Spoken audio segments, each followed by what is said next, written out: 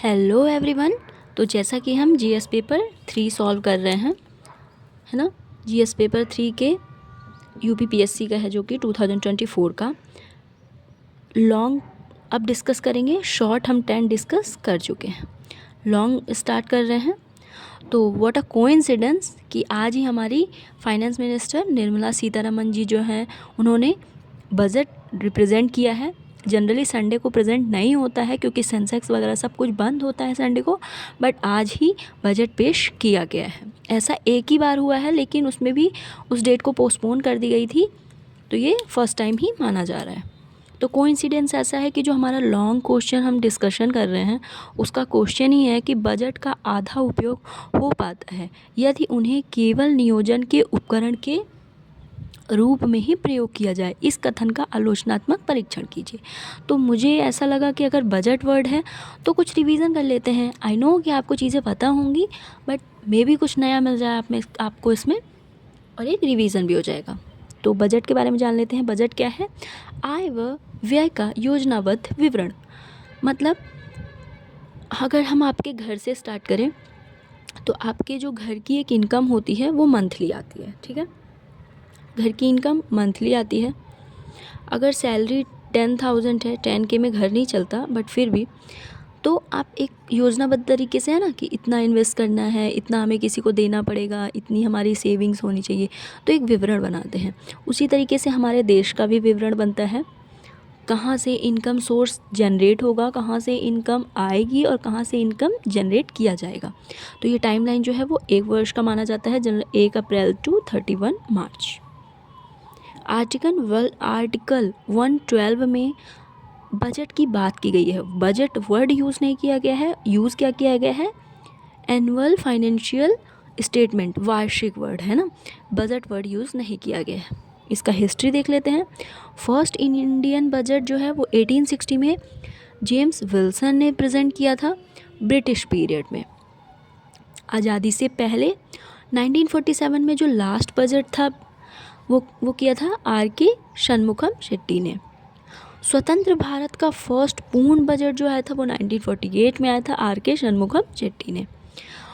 अभी तक maximum time जो प्रेजेंट किया है वो मोरारजी देसाई ने किया है। अभी तक 10 बार इन्होंने सबसे हाईएस्ट किया है, रिकॉर्ड बनाया हुआ है। सेकंड पे P. चिदम्बरम है, बट जिन्होंने 9 टाइम किया है। And third highest Nirmala Sitharaman, जो कि 9th प्रेजेंट कर रही हैं। अब डिफरेंस ये है कि इन लोगों ने अलग अलग टाइम पीरियड में प्रेजेंट किया, फिर भी इन्होंने रिकॉर्ड बनाया, बट निर्मला सीतारमन जी ने कंटिन्यू, फर्स्ट फीमेल भी हैं और हाईएस्ट अगर देखा जाए कि मैक्सिमम टाइम प्रेजेंट किया है कंटिन्यू, मतलब उनका एक भी गैप नहीं हुआ। तो उन्होंने, किसने किया है? वो निर्मला सीतारमन जी ने किया है। तो अब हम आ जाते हैं क्वेश्चन पे। कुछ और इन्फॉर्मेशन है।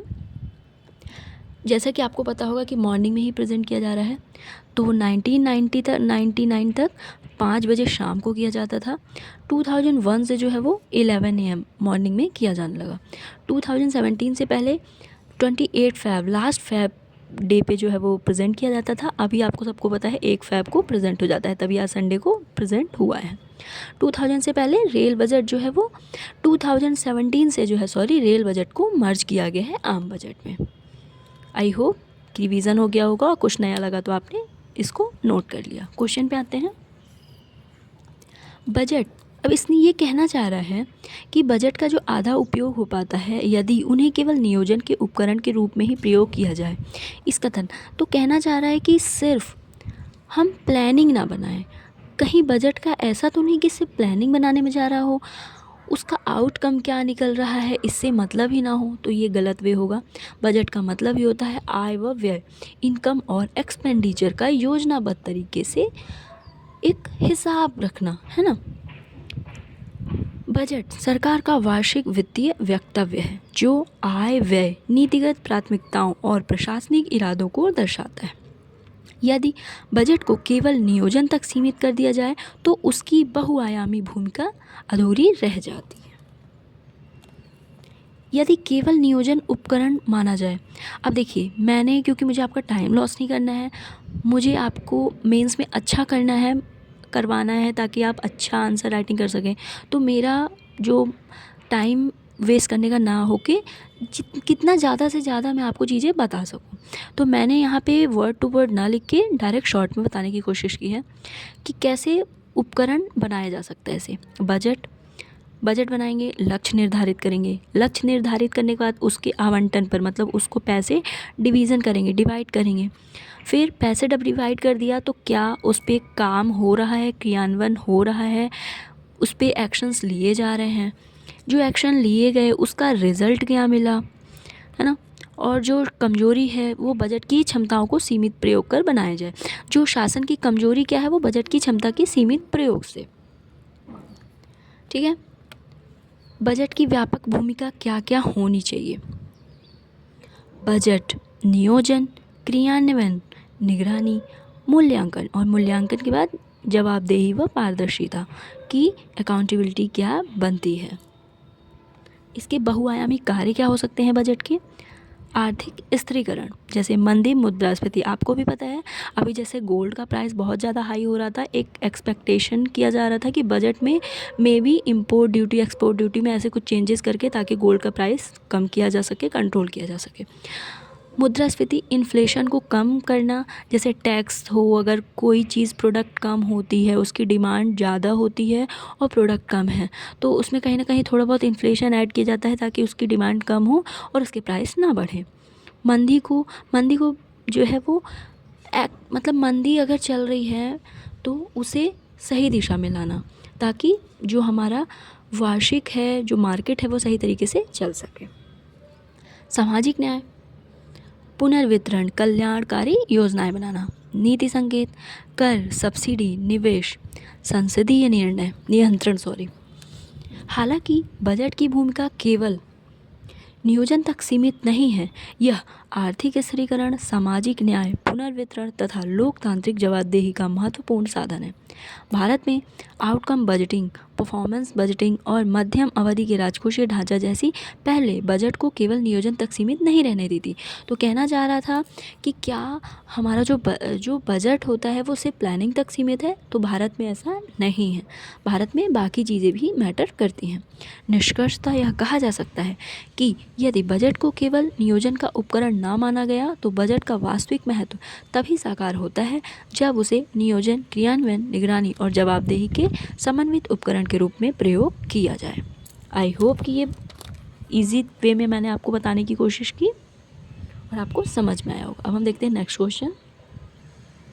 जो हमारा नेक्स्ट क्वेश्चन है, क्या समावेशी विकास, इंक्लूसिव डेवलपमेंट, सामाजिक न्याय को सुनिश्चित करता है। विवेचना कीजिए। भारत सरकार द्वारा सामाजिक न्याय के साथ समावेशी विकास लाने हेतु क्या कदम उठाए गए हैं। उत्तर को स्पष्ट कीजिए। ये कहना चाह रहा है कि जो समावेशी विकास गवर्नमेंट ने एक मोटो लिया है, टारगेट लिया है, क्या वो सामाजिक न्याय को भी सुनिश्चित कर पाएगा।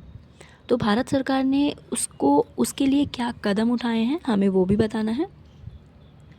समावेशी विकास का अर्थ है विकास की प्रक्रिया में समाज के सभी वर्गों, विशेषकर वंचित, दलित, आदिवासी, पिछड़े, महिला, अनुसूचित जाति, जनजाति और अल्पसंख्यक समूहों को समान अवसर, संसाधन और अधिकार प्रदान करना। सामाजिक न्याय का तात्पर्य है समान अवसर, निष्पक्षता, सामाजिक सुरक्षा और मानवाधिकारों की रक्षा से है। मतलब हम समावेशी विकास का ध्यान जनरली किस पे रखते हैं, इन स्पेशल लोगों पे, लेकिन तात्पर्य ये भी हो कि सामाजिक न्याय भी बनी रहे। ऐसा ना हो कि सिर्फ इनको ध्यान देने के चक्कर में बाकी लोगों के साथ पक्षपात वगैरह ऐसा हो, है ना, तो ये गलत हो जाएगा। अब उसको सुनिश्चित कैसे करेंगे।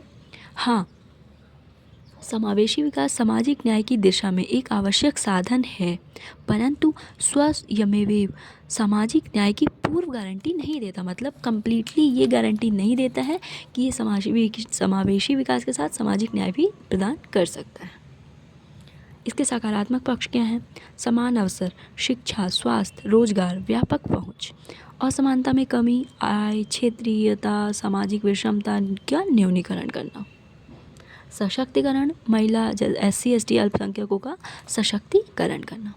भारत सरकार के कौन कौन से कदम हैं, कौन कौन से स्टेप्स भारत सरकार ने लिए हैं दोनों को साथ चलाने के लिए। संवैधानिक नीतिगत उपाय, ST SC OBC आरक्षण जैसी योजनाएं, शिक्षा समावेशन, निःशुल्क अनिवार्य शिक्षा, छात्रवृत्ति, स्वास्थ्य समावेशन, आयुष्मान भारत जो कि 5 लाख तक जो है फ्री मेडिकल हेल्थ प्रदान किया जाता है, प्राथमिक स्वास्थ्य, आर्थिक सशक्तिकरण, जन धन योजना, मुद्रा योजना, स्टैंड अप इंडिया, सामाजिक सुरक्षा, पेंशन, बीमा, खाद्य सुरक्षा आदि कार्यक्रम। महिला एवं वंचित वर्ग का सशक्तिकरण कैसे, बेटी बचाओ बेटी पढ़ाओ, मातृत्व लाभ, डिजिटल समावेशन में आधार, डायरेक्ट बेनिफिट ट्रांसफ़र, UPI।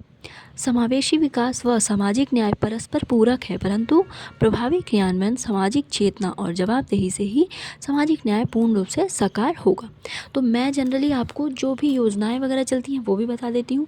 तो ये नोट करना इम्पॉर्टेंट होता है, क्योंकि जनरली हम जब किसी टॉपिक को लेके बैठते हैं ना, तो उतने उस डाइवर्स तरीके से नहीं ऐड कर पाते हैं।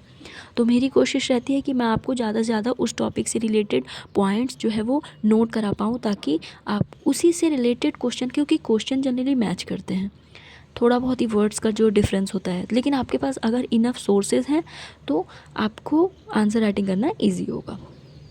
आई होप कि आपको समझ में आया हो, आपने ये भी नोटिस कर लिया हो, रिवीजन कर लिया हो, और कुछ नया हो तो वो नोट कर लिया हो।